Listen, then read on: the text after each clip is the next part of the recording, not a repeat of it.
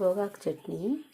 కావాల్సిన గోగాకు, శనగగింజలు, పచ్చిమిరపకాయలు, కొంచెం చింతపండు, తెల్లగడ్డలు, ఎర్రగడ్డలు.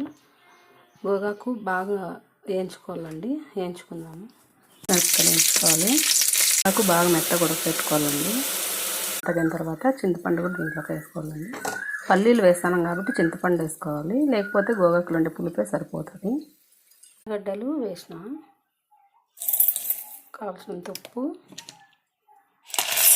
శనగగింజలు,